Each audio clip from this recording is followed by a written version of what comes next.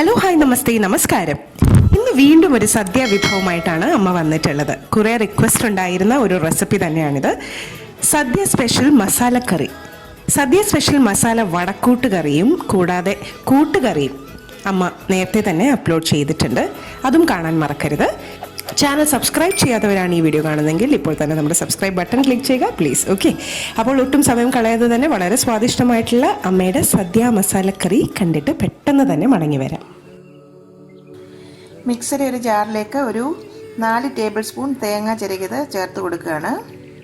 അതിലോട്ട് ഒരു 4 വറ്റൽമുളക് കൂടി എരിവിനായിട്ട് ചേർത്ത് കൊടുക്കാം. എല്ലാം കൂടി ഒന്നങ്ങ് അരച്ചെടുക്കാം. ഒരു 2-3 ടേബിൾ സ്പൂൺ വെള്ളം കൂടി ചേർത്താണ് അരച്ചെടുക്കുന്നത്.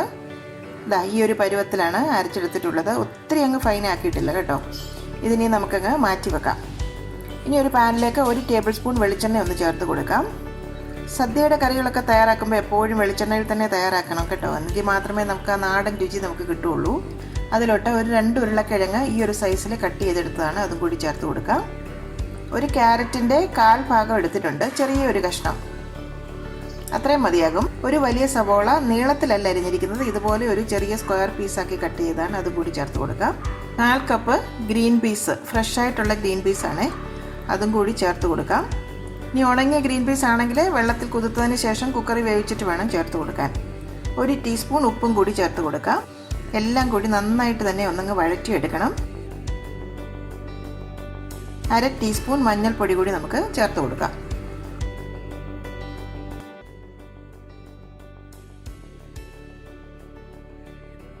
ഒന്ന് നന്നായി വഴണ്ടി കിട്ടിയാലേ അതിലോട്ട് പുളിക്കായിട്ട് ഒരു ടൊമാറ്റോ ഇതുപോലെ കട്ട് ചെയ്തത് കൂടി ചേർത്ത് കൊടുക്കാം. വീണ്ടും എല്ലാം കൂടി അങ്ങ് വഴറ്റിയെടുക്കണം. ടൊമാറ്റോ ഒക്കെ നന്നായിട്ട് വഴണ്ട് ഒന്നങ്ങ് ഉടഞ്ഞു വരണം. മീഡിയം ഫ്ലെയിമിൽ തന്നെ വെച്ച് നന്നായിട്ട് ഇളക്കി കൊടുത്തുകൊണ്ടേ ഇരിക്കണം. ഇപ്പോൾ ടൊമാറ്റോ ഒക്കെ വെന്ത് ഉടഞ്ഞ് ചേർന്നിട്ടുണ്ട്. കഷ്ണങ്ങളെല്ലാം നന്നായി വഴറ്റി വന്നിട്ടുണ്ട്. ഈ ഒരു സമയത്ത് അതിലേക്ക് 1/2 ടീസ്പൂൺ മല്ലിപ്പൊടി കൂടി ചേർത്ത് കൊടുക്കാം. 1/2 ടീസ്പൂൺ കുരുമുളക് പൊടി കൂടി ചേർക്കാം. 1 ടീസ്പൂൺ ഫ്രഷായിട്ട് പൊടിച്ചെടുത്ത ഗരം മസാല കൂടി ചേർത്ത് കൊടുക്കാം.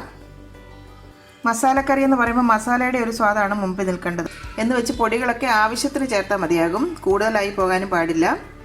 ഇതിപ്പോൾ നല്ല കളറൊക്കെ മാറി നന്നായിട്ട് വഴണ്ടി കിട്ടിയിട്ടുണ്ട്, കണ്ടില്ലേ, ഒരു ഗോൾഡൻ ബ്രൗൺ കളറിലേക്ക് ആയിട്ടുണ്ട്. ഇനി അതിലോട്ട് നമുക്ക് തേങ്ങ അരച്ചത് കൂടി ചേർത്ത് കൊടുക്കാം. എല്ലാം കൂടി ഒന്ന് യോജിപ്പിച്ചെടുക്കാം.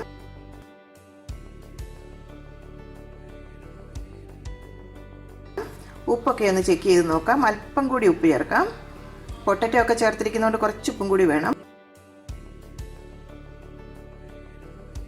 ഇനി അതിലോട്ട് ഒരു 1/2 ഗ്ലാസ് വെള്ളം കൂടി ഒന്നൊഴിച്ച് ഒന്ന് അടച്ച് വെച്ച് 5 മിനിറ്റ് വേവിച്ചെടുക്കാം. ചില സ്ഥലങ്ങളിൽ തേങ്ങ വറുത്തരച്ച് ചേർക്കാറുണ്ട്, പക്ഷേ എനിക്ക് അങ്ങനെ വെക്കുന്നതിലും കുറച്ചും കൂടി കൂടുതൽ സ്വാദ് ഇതിനാണ് തോന്നിയിട്ടുള്ളത്. എന്താണെന്ന് വെച്ച് കഴിഞ്ഞാൽ നമ്മൾ മസാലയൊക്കെ നന്നായിട്ട് വഴറ്റിയെടുക്കുന്നതല്ലേ, അപ്പം നന്നായിട്ട് തന്നെ മൂത്ത് കിട്ടുന്നുണ്ട്. പിന്നെ നമ്മൾ തേങ്ങയും കൂടി വറുത്ത് ചേർത്ത് കഴിയുമ്പോൾ കൂട്ടാനേ ഒത്തിരി ഒരു കടുപ്പം കൂടുതലായി തോന്നുന്നുണ്ട്. ഇതിപ്പോൾ ഇങ്ങനെ നിങ്ങളും ചെയ്ത് നോക്കൂ, നല്ല സ്വാദ് തന്നെയാണ്. അപ്പോൾ ഈ ഒരു മസാലക്കറി സദ്യക്ക് മാത്രമല്ല കേട്ടോ, നമ്മുടെ ചപ്പാത്തിക്കും പൂരിക്കും ഒക്കെ നല്ല ഒരു കറി തന്നെയാണ്. ഇനി ഇതൊന്ന് വറ്റി വരട്ടെ. ഒന്ന് കട്ടിയായിട്ടിരിക്കുന്ന ഒരു പരുവമാണ് ഈ നമ്മുടെ സദ്യ മസാലക്കറി എന്ന് പറയുന്നത്.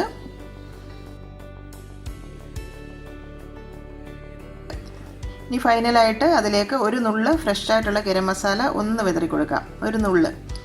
ഇതിപ്പോൾ നല്ല ഒരു ബ്രൗൺ കളറിലേക്ക് എത്തിയിട്ടുണ്ട്. എല്ലാം കൂടി ഒന്ന് യോജിപ്പിച്ചെടുക്കാം. ഒന്ന് കട്ടിയായിട്ടൊന്ന് പെരണ്ടിരിക്കുന്ന ഒരു പരുവമാണ് നമ്മുടെ സദ്യ മസാലക്കറി എന്ന് പറയുന്നത്. അപ്പോൾ ഈ ഒരു പരുവത്തിൽ നമുക്ക് ഫ്ലെയിം ഓഫ് ചെയ്യാം. ഇനി ഇതിലേക്ക് ഒന്ന് വറുത്ത് ചേർക്കാം. ഒരു പാനിലേക്ക് 1 ടേബിൾ സ്പൂൺ വെളിച്ചെണ്ണ ചേർത്ത് കൊടുക്കാം. എണ്ണ ചൂടായി വന്നാൽ 1 ടീസ്പൂൺ കടുക് കൂടി ചേർക്കാം. കടുക് നന്നായി പൊട്ടി വന്നു കഴിഞ്ഞാൽ ഒരു വറ്റൽമുളക് ചേർത്ത് കൊടുക്കാം. 2 തണ്ട് കറിവേപ്പിലയും കൂടി ചേർത്ത് ഫ്ലെയിം ഓഫ് ചെയ്യാം. ചൂടോട് കൂടി തന്നെ നമ്മുടെ മസാലക്കറിയുടെ പുറത്തേക്ക് അങ്ങ് ഒഴിക്കാം. ഇപ്പം വളരെ സ്വാദിഷ്ടമായ സദ്യ പൊട്ടറ്റോ മസാലക്കറി റെഡി ആയിട്ടുണ്ട്. ഇനി അടച്ചു വെച്ച ശേഷം ഒരു 15 മിനിറ്റിന് ശേഷം ഒന്നിളക്കി നമുക്കിത് ഇലയിലേക്ക് വിളമ്പാവുന്നതാണ്. ഓണത്തിന് നിങ്ങൾ ഉറപ്പായിട്ടും ഈ ഒരു മസാലക്കറി ഉണ്ടാക്കി നോക്കി നിങ്ങളുടെ അഭിപ്രായങ്ങളൊക്കെ ഞങ്ങളെ അറിയിക്കുക.